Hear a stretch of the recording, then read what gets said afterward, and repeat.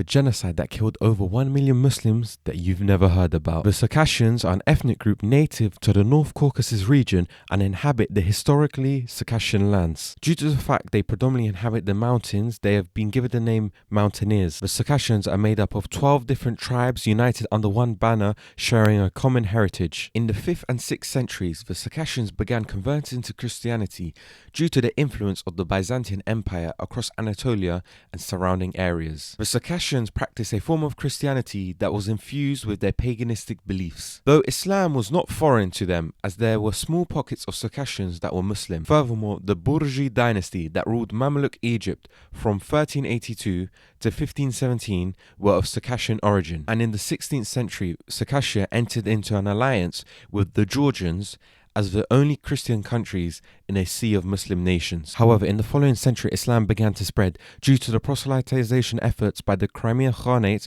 which was a vassal of the Ottoman Empire, with many Circassians in the aristocratic class accepting Islam, which led to the bulk of the population becoming Muslim. Furthermore, the imminent threat of Russian invasion into Circassian lands was another contributing factor to the Islamification of the region. Since the 1500s, Russia under the Tsarist regime had started to expand their borders massively. Meanwhile, the Ottoman Empire, as well as Iran, that had power across the Black Sea as well as Caspian Sea, were beginning to weaken. As a result of these two seas being of strategic importance, led to the Russian Empire viewing the North Caucasus for expansion. Beginning in 1711, 30,000 soldiers were sent by the governor of Astrakhan to pillage Circassia on the orders of Tsar Peter I. These types of small-scale clashes continued between the Russians and the Circassians until 1763, as the Tsarist army were unable to annex the region. Though upon the rule of Catherine II, the Russian army finally invaded Circassia by entering the town of Mozdok in 1763, in which soon many fortresses were established in the region, beginning the Russo-Circassian War, with Circassian Prince Mistos Betikwa starting the Circassian resistance in East Circassia in 1764. And 4 years later, the Ottoman Sultan stated that all Muslims of Circassia should take up arms against the Russian invasion, in which the Circassian resistance against the Russians was strong, such as when they burned many of their settlements in 1771. In the following decade, the Chechen Mansur Shuma, known as Sheikh Mansur, was a military commander and Islamic leader that led an anti-Russian resistance, as he left for Circassia in 1787, leading an insurrection against the Russians, in which he had previously done so in Chechnya. Sheikh Mansur put up a good fight against the Russians, achieving some victories in the North Caucasus region. However, in 1791, his insurrection came to an end when he was captured by the Russians. The Russian military had tried to impose their authority in Circassia by building forts. However, these were targets for Circassian raiders, in which the Highlanders would successfully capture and then hold the forts, leading to the Russians abandoning these forts, such as the one in Vladikavkaz in the 1780s. As a result of continued Circassian resistance, the Russians began to commit massacres between 1799 to 1800, with historians suggesting that Russian General Fyodor Bosak being given permission to conduct these raids, where he led the Cossacks, an Eastern Orthodox Christian people group native to Ukraine and southern Russia, began burning Circassian villages. This continued throughout 1802 and 1803, where these Cossacks would massacre villages and detain prisoners, selling them as slaves. It is noted that General Pavel Tizinov referred to the Circassians as untrustworthy swine, in which he would massacre Circassian villages. The Circassians continued to retaliate, but the Russians were relentless, as in 1804, Bosak sent in 13 Cossack divisions, destroying homes, properties, and food, forcing them to accept Russian rule. Though historians suggest that by 1806, Circassians and Cossacks lived in relative harmony. However, with the outbreak of the Russo-Turkish War at the end of 1806, led to Bosak again initiating raids on villages by the start of 1807, with around 200 villages being destroyed through his pillages. The number of victims is unknown, but it is estimated that 40,000 people either died or fled. A great part of Bosak's raids was the destruction of livestock and crops, as it would starve the Circassian population. This continued to 1810, with Russian General Bulgakov accusing the people of Kabardia that they broke a treaty, leading him to launch a series of attacks on the Kabardians. Though the Circassians never broke the treaty, but rather was a means to continue the massacres and destruction, in which he went in the Kuban and burned villages, destroyed fortifications, and seized 25,000 livestock, distributing them to the Russians. The grandfather of the genocide, Alexei Yermolov, called for a terror campaign against the Circassians, in which he desired that his name alone would make them scared, as he goes on to state that the main aim was to destroy all types of livestock. The massacres continued into the 1820s, with Yermolov continuing to destroy Circassian villages. The Circassians tried to fight back, such as when the aristocrats in exile tried to break through Russian control. However, the Tsarist army immediately responded by burning the village, as well as slaughtering the survivors, with 570 perishing. By 1826, Kabardia had been firmly under Russian control, and it is estimated that their population went from 350,000 in 1763, dropping to 37,000 by the 1820s. Following the Russo-Turkish War, a treaty was signed in 1829 known as the Treaty of Adrianople, which affirmed that Circassia would be under Russian control. However, the Circassians viewed this as invalid, continuing their resistance against Russian colonialization. As a result, Ivan Paskovich, mirroring Yermolov, believed that a campaign of terror in which they would be starved into submission. Upon the retaliation with Circassian attacks against Cossack military bases, Russian General Frolov and his task force destroyed several villages in 1831. By 1833, Grigory Zas was appointed to fight in the Kuban line, in which he began a series of genocidal measures. He even described the Circassians as subhuman filth, glorifying the mass murder. Throughout his time, he would burn villages and slaughter the Circassian population. He even decapitated the heads of Circassians, sending them to Berlin in 1837 to be examined by scientists. In the 1830s, the Circassians offered peace. However, the Russians responded by further destruction of villages, though upon the British promising an independent nation-state for the Circassians, in which the British promised to support the Circassian plight if they united under one banner. This galvanized the Circassians as they continued their resistance against the Russians. This only exacerbated the reign of terror, as continued fighting occurred throughout the late 1830s and into the 1840s. The Russians also blockaded the Black Sea, so that the Circassians could not trade. This was then exacerbated by a widespread famine in 1839, which the Russians took advantage of by pillaging villages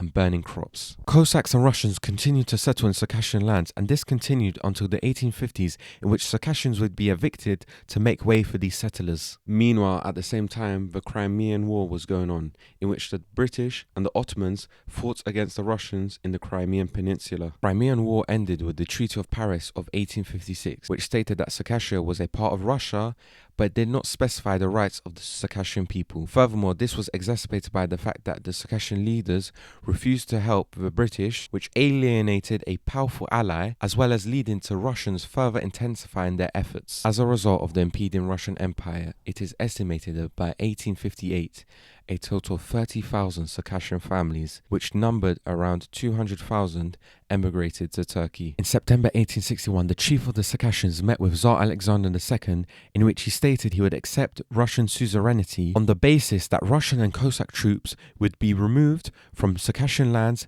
beyond the Kuban River and Laber. However, this was firmly rejected by the Russian monarch. Russian military general Rostislav Fedyaev characterized the Circassians as a barbaric people, believing they would never be Russified. He supported the genocidal measures by suggesting half of the population be killed, while the other half be controlled by Russian settlers. General Evdokimov firstly began a blitzkrieg assault as the Russians assembled 65 combat battalions, 25 Cossack divisions, and 100 cannons, as he wanted to inflict as much damage as he could before international intervention by the British or the Ottomans, as he disregarded the Cossacks by just sending them to fight the Circassians. One such example was in April 1862, when the army gathered at the headwaters of the Fars River, where they attacked the Circassians and the Absas there. But when they continued to the mountain, they were met with a strong Circassian contingent being forced to retreat. In retaliation, the Russians slaughtered hundreds of other Circassians they came across who had run out of ammunition. The Russians found out it was expedient to just fire their cannon indiscriminately, such as when General Tekhostai's men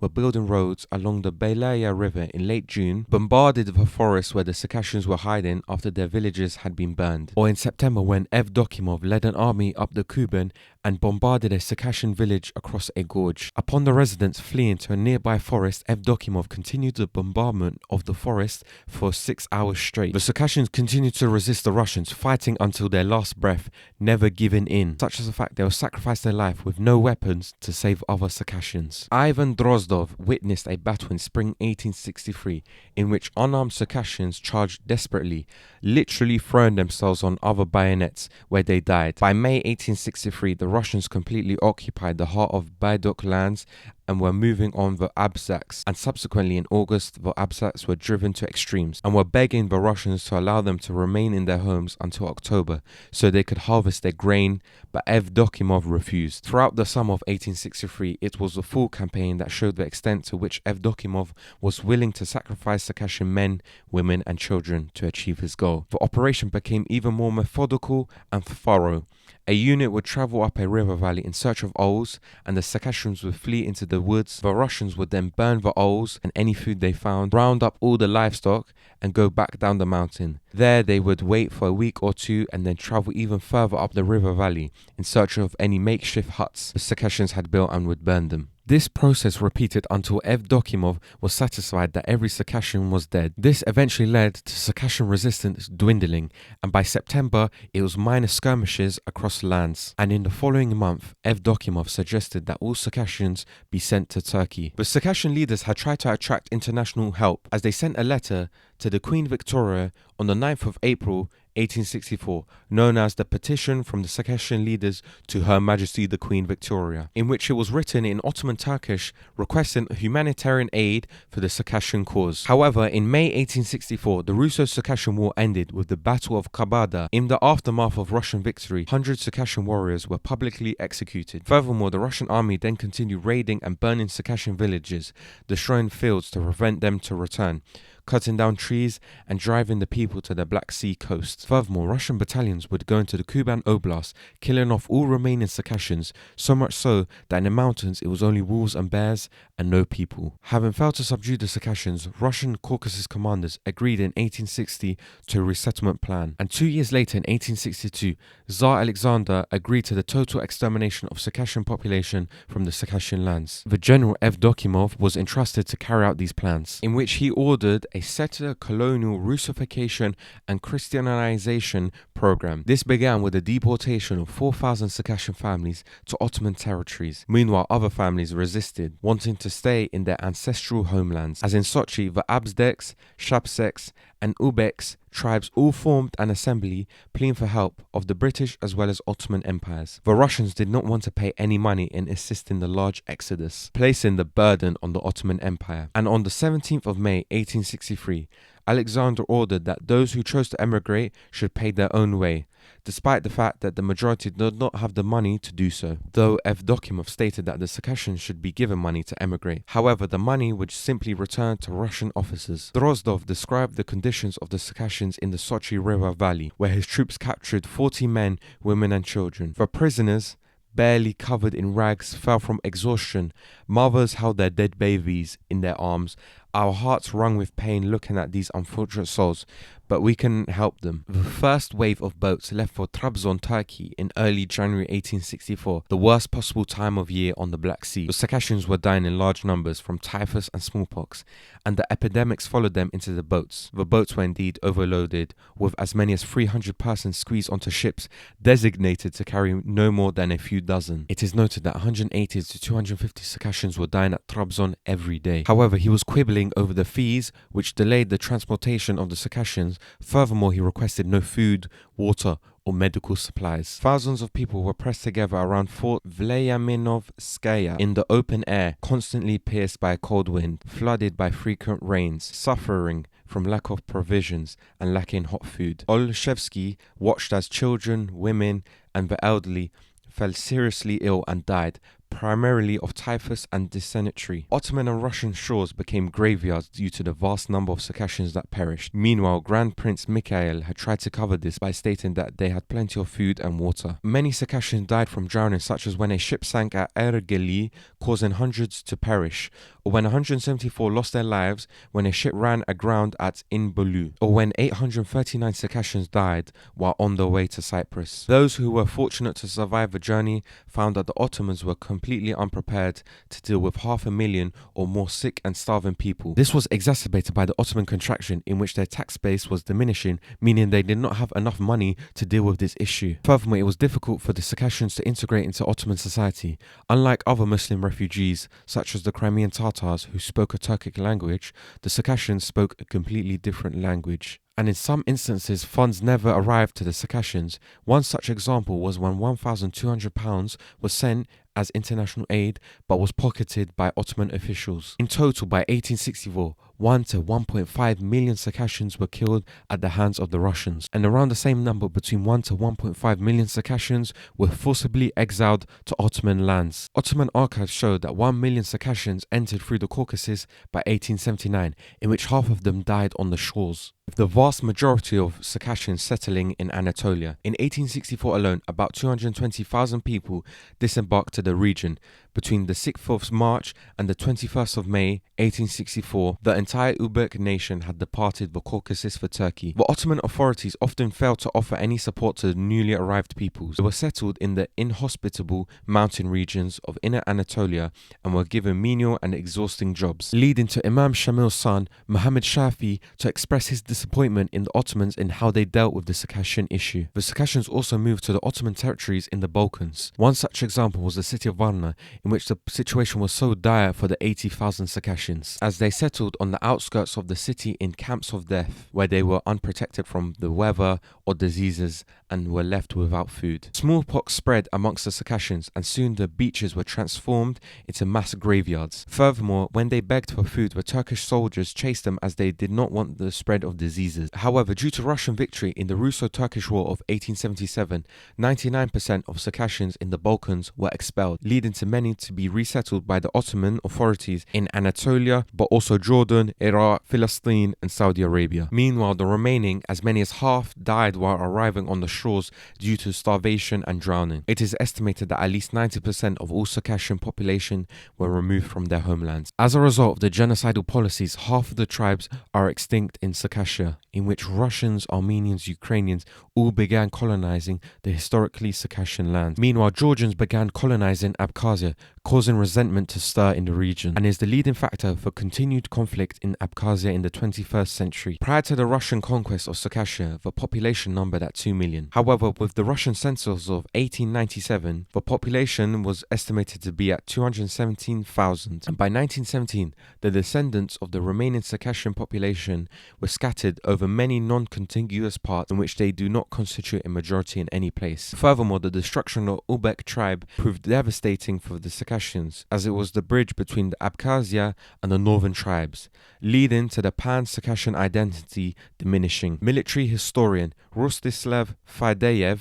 summarized Russian policy towards the Circassian state in: the state needed the Circassians' lands, but had absolutely no need of them. Today, the majority of Circassians live in Turkey, Saudi Arabia, Jordan, and Syria. The largest Circassian diaspora can be found in Turkey, numbering between 3 to 6 million, which is much larger than the Circassian population in Russia, which is estimated to be only 700,000. However, the exact number of Circassians living in Turkey is unclear, due to assimilation policies within the country aiming to Turkify all people groups, as many policies such as the surname law, changing of village names, and the prohibition of non-Turkish languages were implemented following Turkey's independence in 1923, though many of Circassian origin have played a great part within late Ottoman history, as well as in modern Turkey, such as the last 3 sultans of the Ottoman Empire were all of Circassian descent, or Ahmed Nezed Sezer, the 10th president of Turkey. The Circassians have also played a prominent role in Jordan. They are credited for the refounding of the city of Amman,